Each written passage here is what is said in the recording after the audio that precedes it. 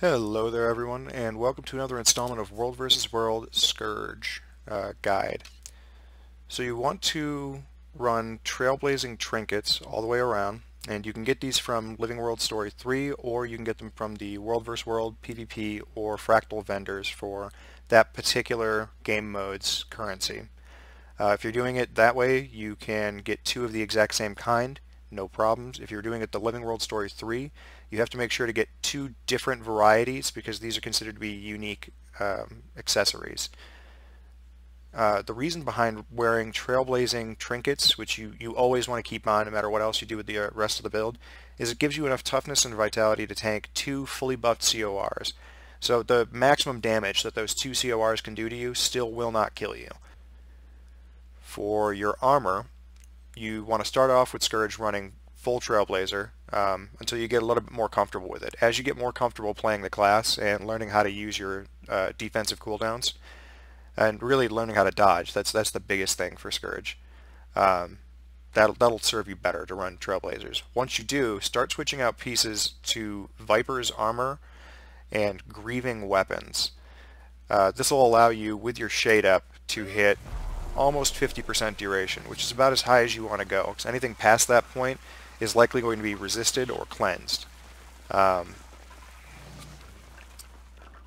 The Viper's armor can be swapped out for Grieving, and it's a slight DPS difference. You're going to notice like a couple hundred DPS. So it's not mandatory to run the Vipers, but it's nice to have because it makes those fears just a little bit longer, a little bit more cripple, a little bit more damage on the outgoing. The downside is if the comp you're running against has very heavy Conde clears and resistance access, it's going to do less damage than Grieving. So kind of a toss-up, your choice. Right now I'm running Vipers, but I switch back and forth pretty frequently. You want to run Undead runes if you're running Trailblazers, and you want to run Renegade runes if you are running Vipers instead. The big difference is that it doesn't show the Renegade's boost here, while it does show Undead's. If your condition damage is higher than your toughness, you want to run Renegade runes. If your toughness is higher than your condition damage, you want to run Undead runes. That's going to provide you with the most survivability and the most outgoing DPS. The nice thing about the Renegade runes is that they also give you ferocity. It's only 100, doesn't seem like a lot, but that's still a pretty sizable DPS increase. As opposed to running the Undead runes, which will give you 100 toughness instead. So this is more for a tankier player. This is going to be for more once you've gotten a little bit of experience and you aren't dying quite so much, because it lets you squeeze out just a little bit more damage from your build. If you're looking here at Sigils on the weapons, I'm running Frenzy and Corruption on the staff. Corruption on the staff is mandatory. It's fantastic. It's a free 250 condition damage, which is great for Scourge. The Frenzy Sigil I absolutely love. Since they've changed it now so it's a flat 2-second decrease on all of your cooldowns whenever you kill something every 10 seconds, Scourges tag almost everything in a Zerg, so you're always going to have that cooldown coming off every 10 to 12 seconds, which is really nice. It also stacks with Alacrity now, whereas it used to not stack with it. So overall that Frenzy Sigil change was a straight buff. I also run Frenzy on the offhand because, again, you always want to have that going. It allows you to get your burst off more often. It allows you to pull defensive cooldowns more often. It's just fantastic. I also run Energy on the offhand Torch because that allows you to get an extra dodge out. If you're noticing here, it's not very tanky. It's got just enough to survive those two CORs or a little bit of damage coming into you. You got to play fast with it. Having that extra dodge allows you to sit and staff for the opening, and then as soon as they start hitting you back, if you start getting really focused, you can dodge, swap, and then dodge twice more. That'll get you out of any bubble, it'll get you out of any down, any crap on the ground. Really helps. You can get your Viper's insignias. The recipe is here at the notary vendor. Grieving you can purchase on the trading post. They're going to be called intact mosaics. So these intact mosaics function the same as a insignia or an inscription. They work for either of them. So if you have ascended armor or ascended weapons, you can use these in the forge to do the exact same thing that you would be doing with your insignias or inscriptions. And if you don't have the recipe for them, you can find them here at the notary vendor. Oh, I don't have Heart of Thorns recipes unlocked on this character, but it'll be in here. Same thing as where this has got it. It'll have the recipes down here that are for specifically Heart of Thorns recipes. Usually I don't unlock this on whatever character I'm playing because it's a waste of 20 World vs. World points. Put up one of your alts and like one of your low classes and unlock it on them because you're not using them in World vs. World anyways, so you might as well save the points. So here's going to be our breakdown of traits. You want to run Curses, Soul Reaping, and Scourge. The reasoning behind it's going to be Curses gives you a little bit of extra bleeding, Fury uptime, and this one's actually really big. Target the weak. It's a bunch of extra condition damage based on your precision, which you're running a fair amount of, and the critical chance increase on condition. Generally, I've noticed on Arc DPS that I'm getting an extra 12 to 16% crit chance out of this, which means that your critical damage is nicely valued. It also allows you to utilize the power that you've got, especially when you have might stacks built up. So that's a big DPS increase. On traits, you want to run Plague Sending, because even though this only transfers 2 conditions to one target, it doesn't transfer 2 conditions to each target hit by your F5. It's still a nice 2 condi clear, and you can transfer an entire stack. So if you have 10 burning on you, you can use this and you might transfer it over to somebody else, which is, it's GG, you know, you kill them at 10 stacks of burning. Lesser Terrify is okay, but you don't do enough fearing with this build to really justify losing that condi clear. Path of Corruption, bread and butter for Scourge. You need to run this. This is where all of your, not all of it, but half of your condition generation is coming from. It turns your F2 into not only a boon converted into a condition, but a condition converted onto a boon for each of the people around you. Parasitic Contagion is great. Provides you a little bit of extra sustain, especially since you're going to be doing so much damage with this build. This is just constantly pouring health into you, which makes it easier for you to stay alive in a push. Lingering Curse wasn't bad if you're running Scepter, but Scepter's not the ideal weapon for World vs. World, and Lesser Enfeeble's honestly kind of trash. It only affects a 240 radius around the Scourge, and you never want to be in that 240 radius around the enemy. Not unless you are already winning or you can comfortably get in and out.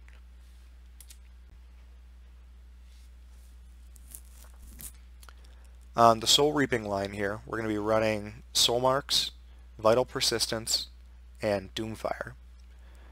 Gluttony is just a nice overall bonus. Soul Marks is honestly just so that you can get off your Staff 4 every single time. This is the most important skill for you to learn how to use. This is going to save your ass every single time, because Scourge doesn't have a whole ton of condi clear anymore. You've got a little bit on Barrier, you've got a little bit on F2. This is going to be both your biggest offensive and defensive play. Last Grasp, nice, just a little bit of extra protection and a break stun so you can't get locked down too easily. Vital Persistence, straight buff for the class. You know, 180 vitality is 1800 health. Recharge reduced 20% on all your F skills. This is where your damage is coming from. Scourge kind of has shit damage for their weapon skills and for their utilities, but their profession mechanic is phenomenal. So this is really, really nice to have. Let's see, Strength of Undeath, 5% straight damage increase, over 50% life force. Great, 5%, you know, whatever. Maximum life force increase of 15%, really nice to have. And Doomfire, this is where all the damage is coming from in your build, or at least the vast majority of your damage. Because this triggers on every F skill, if you drop all of them all at the same time, it's going to hit someone with 5 stacks of burning for 4.5 seconds. So even without food on, that's at 1700 damage per person. That's not including the torment damage. That's not including just the raw offensive damage, the physical damage of the Manifest Sandshade. This is really, really strong. So on the Scourge line here, we have your punishment and shade skills being unlocked. Abrasive Grit. This is going to remove a condition and grant 2 might to any ally who gets a barrier from you. That means that your Sand Swell is going to give them barrier, Sand Flare gives them barrier, and it removes conditions. This will remove conditions, this removes conditions. This is only for you, but it's still a nice little 1 condition and 2 might. The other option you can run with is Fell Beacon, but since Scourge has so few condition removals, this is really nice to have, and it's really much better for your group support. You'll never need to run Nourishing Rot inside of a Zerg because your Staff 1 pumps out 22% life force every time you cast it, so long as you're hitting 5 people. So this is kind of wasted. This is great for smaller group roaming. This is great for PvP. Big fights, you don't really need it. This is really where you want to be at. Sand Sage gives you 75 condition or concentration and expertise. What this will do is give you 15% with your shade out, because your greater sand shade counts as 3 sand shades. So 15% concentration and expertise is pretty nice for the damage, right? It's also great for if you're running in your Zerg and you want to give everyone swiftness. Throw this down first and then throw that down. Just a little bit of extra 15%. You're already out of combat. You're going to get it back in no time anyway. It's a gimme. Unending Corruption. That's what you want to be running right now. It used to be Sadistic Searing because that 20% cooldown reduction was really nice to have. You're running mostly punishment skills with this build. And the Burning's nice to have too. You could still run this, but since Resistance converts to Immobilize now, this is really, really strong. If you can hit somebody who's got resistance and lock them down, turn it into Immobilize, that's pretty much good game for them. The damage output in this meta is so high that as soon as you get stunned or knocked down or locked into a bomb, that's it. Like, that's game. Blood is Sand. Reduce damage by 5% for each Sand Shade. And again, since this counts as 3, this is always going to be a 15% flat damage reduction on you, which is nice to have. It lets you run a little bit more glassy. Sand Savant. This is fucking amazing, and it's honestly way too strong. Increase target cap by 2, not only around your shade, but also around the caster. This means that whenever you place a shade out, and if you're standing in a group of people, you're not hitting 5 of them, you're hitting 10 of them with all of your skills here. You're essentially doubling your damage output. This also affects the people around you for your defensive skills. So instead of affecting 3 people with this, you're now going to affect 5. So you're going to remove 5 conditions instead of 3. This puts out barrier on 5 people instead of 3 people. These two, it's more for offensive, but and the recharge reduce of 33% means that you have a 10-second cooldown on this and a 10-second uptime. You will always have your Sand Shade out, which means you will always be getting the benefits from both of these traits. The radius increase, again, great. You know, more area, more fucking cancer. So for the weapons on Scourge, you want to run Staff, of course. These two are both kind of throwaways. You can use them whenever you want. Try and land this on their back line to separate them from the front line. Because if you can get them to be strung out a little bit, it makes it easier to burst them down, and it slows down their train. They can't really roll over you if they only have half their group pushing at one time. Staff 5 is nice if you can land it on people who are off tag. Generally, you want to catch people who don't have stability up. If you throw it right into the middle of their front line, it's not going to do anything. They're always going to have stability being pumped out. If you can catch their back line or any stragglers with it, though, you can separate them off, pull them away from the pack, and cause an easy kill. Staff 4. This is fucking amazing. So this transfers 3 conditions from you to each target you hit. So if you hit 5 people with it, you're transferring 15 conditions, which is all of your conditions being transferred. You want to open in Staff for every engagement now because of this skill. You're running pretty glassy, so whenever you attack someone or you lay down your bomb on them, you can be guaranteed that they will be doing the same thing to you. So all of their Scourges are going to hit you as you're hitting them. You need to be able to drop your Staff 4 directly into their Revenants as soon as they do so. What this will do is it'll force their Revenants to use pain absorption, or it'll force them to stop DPSing so they can run off and heal.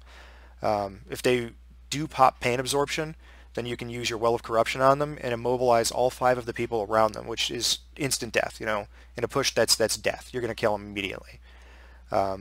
Even if you aren't the one who catches them with the resistance to immobilize, chances are pretty good one of the other Scourges in your group will. So if you can put pressure on the Revenants with condition damage, that's going to be a really strong play on your part. This is what will make or break you in a push. As you go out and Scourges all start dumping on you, they might load you up with like 10 stacks of everything. And if you can turn that around and put it back on them, first off, you're not taking damage. Secondly, you just doubled your damage output. The other weapon set you run is going to be Axe and Torch. The reason for Axe over Scepter is that Axe does more damage. You're running a fair amount of power, you're running a fair amount of crit and crit damage. So Axe 2 you're going to use on downed players or anybody who's low if you can pick them off from the crowd. This will hit for 4 or 5k, which isn't that bad in like 1.5 seconds, you know. This also generates nice life force. Axe 3 is the reason to run Axe. This corrupts 2 boons on each target in a 600 radius. In a push, this means that if you're hitting someone with it, it's going to strip 2 boons off of them. If you can catch stability, they're feared. If you can catch resistance, they're immobilized. That'll really fuck them up. Torch 4, kind of a gimme, kind of a throwaway. The damage on it's great, but it's only low stacks and it's for a long duration, which means it's probably going to get cleansed pretty easily. The life force gain from it, though, is nice. You always want to try and hit 5 people with it if you can. Like I said, it used to be a lot better. Oppressive Collapse is great for grabbing a hold of people who are running away. If you have anybody who's off tag, they don't have stability up, you can use this to, again, separate them from the pack, making it an easy down for your team, which is just a free kill. Otherwise, you don't want to use it too much. If you throw it out into the middle of their Zerg, you're not really going to do a whole lot of good with it. They're probably going to have stability, and you just wasted a second of time. Again, 2 stacks of Torment doesn't do a whole ton of damage. It only affects 1 target, so not great. It's great on Lords. If you're fighting against a Lord, you can use it to put Might on your whole team, but otherwise, not the biggest user of this. For your utility skills, you want to run Sand Flare, because it puts out a 4.2k barrier on 5 people who are close to you. You want to make sure that you're standing on top of your group. In particular, you want to be on top of your backline with this, because that little bit of extra barrier is nice. It also will remove a condition from them and give them a little bit of extra might. This is nice too when you're inside of the enemy Zerg. If you've pushed up inside of them, using this will allow you to corrupt a boon on them, which is just a free gimme. Sandswell, fantastic. This is a meta-defining tool. If you can use this effectively with your Zerg, it allows you to jump forward 900 units, which can skip the entire enemy bomb. This will fuck up a pirate ship comp faster than anything else will. Because if they're pew-pewing you from 1200 range, and you can't get close enough to them, otherwise you start eating their Scourge bombs, you can get your whole group portaled right up next to them and just unleash inside of them. This is also nice for if you're doing a Ghastly Breach bomb. This is also nice for if you get caught flat-footed and you're outside of your group, it'll let you get right back into your group. You have to make sure that your whole Zerg knows that you're running this and not to hit it, because if they accidentally hit it, it can put them in a bad spot. Trail of Anguish. There's 2 good ways to use this. One of them is going to be for when you're inside of the enemy Zerg, you can use this in order to secure your Ghastly Breach cast, because this is your biggest damaging skill outside of your F skills. The other nice thing about it is that if you're inside of the enemy Zerg, it does a fair amount of damage on its own. It's got great burn duration, great corruption ability, and it provides your team with stability and swiftness. So if you're pushing through the enemy, this is great for keeping stab up on your players. The other time you want to use it is if you're in pirate ship. You want to hold on to this. Don't use it because you're not going to be able to do any damage to people who are down, and the stability uptime isn't really worth it. It can also save your ass when revs go down around you, because a lot of them run a trait that triggers Jade Winds on down. So when they go down in a 600 radius, they stun 5 people around them for, I think it's like 3 seconds, which fucking kills you. Like if you are within that 600 radius and you don't have a stun breakup, you're going to die on this build. You don't have enough survivability to tank for 3 seconds while they just eat you. You need to be able to pop this and dodge to get out of the way. Well of Corruption is the meta skill. It always has been for Necro. It's especially important right now.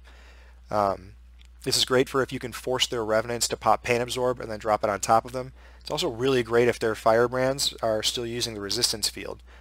You can put this right on top of their resistance field, and chances are pretty good you're going to catch resistance and lock them down inside of it. I don't know how many times I've seen this happen over the last week, but it's fucking devastating. You can catch their entire Zerg inside of it using this, and it's all it takes is one of their firebrands saying, "Hey, I'm gonna pop resistance," and like that's fucking GG. You just killed 5 of them right there, at least 5 of them, because the field keeps pulsing just as this keeps pulsing. So it pulses resistance, you pulse and mobilize.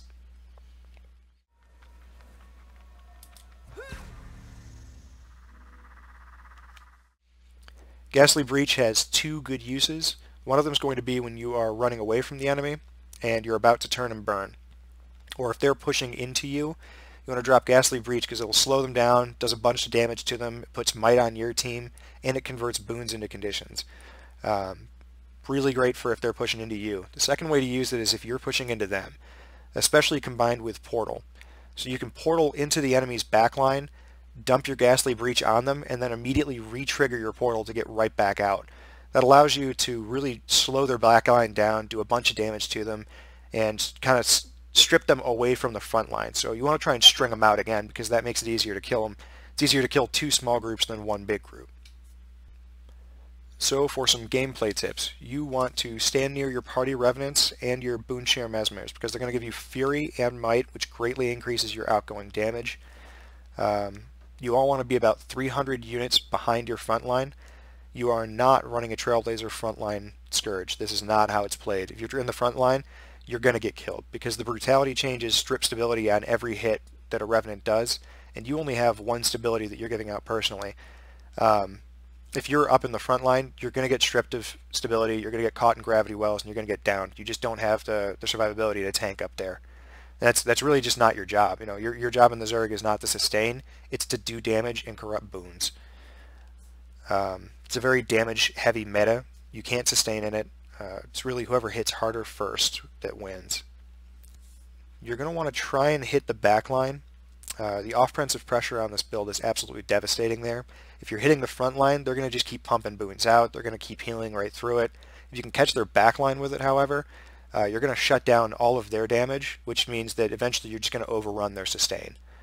A lot of times the backline doesn't have great access to stability, it doesn't have great access to Aegis or protection. This is really going to capitalize on that. So the DPS rotation for this build is very spammy, which I know everyone hates. It's like that's the biggest noob thing to do is spam all your skills as fast as possible.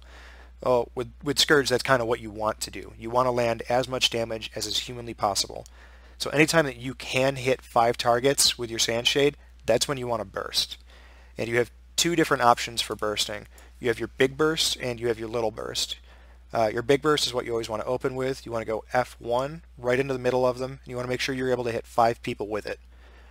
Then F5, because that's going to continue to pulse every second, which will help you to keep Aegis off of the enemy, which makes it easier to land the rest of your burst. Then F2, F3, and F4. And you want to do this all within half a second. And what's nice is that as soon as you cast your F1, since there's now a half-second delay on each of these skills, usually what you see is that pulsing ring goes out around where the shade's at. If you push them all immediately after each other, the Sandshade takes about half a second to render on the ground in the first place. So instead of it being lay this down, then half a second later each of these hit, if you hit this and then immediately roll your fingers from the rest of them, you're going to hit with all of them in about the same time. It's very difficult for you to hit these skills before this lands, so you're pretty safe to do it that way. It's just much faster, and since you can layer them now the same way, you can actually get your burst combo out more reliably than you used to be able to.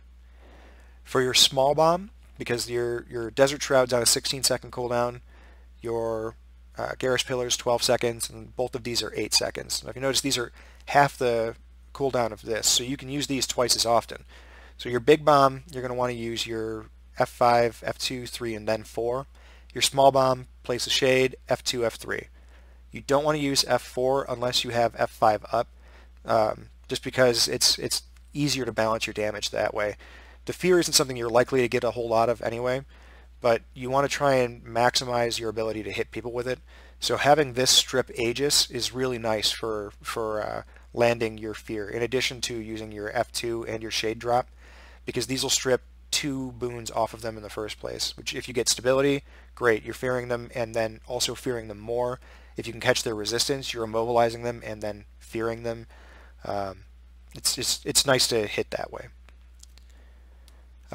You can rotate back and forth between them. The way the cooldowns work out is you can first F1, F5, F2, 3, 4, then 8 seconds later F1, F2, F3, then 8 seconds later you can F1, F5, F2, 3, 4, and you'll always have one of the sand shades up. So you can always move your Desert Shroud. This continues to pulse after you place your shade somewhere else. Let me work up a little bit of life force here. I don't think I have anything I can kill over here, can I? Alright, fuck it. If you place your sand shade down and then trigger Desert Shade, it'll pulse around this area, but when you move your sand shade, it continues to pulse around the new area. It doesn't stop the skill. So you don't have to stay in that same spot for 7 seconds, which makes it really strong.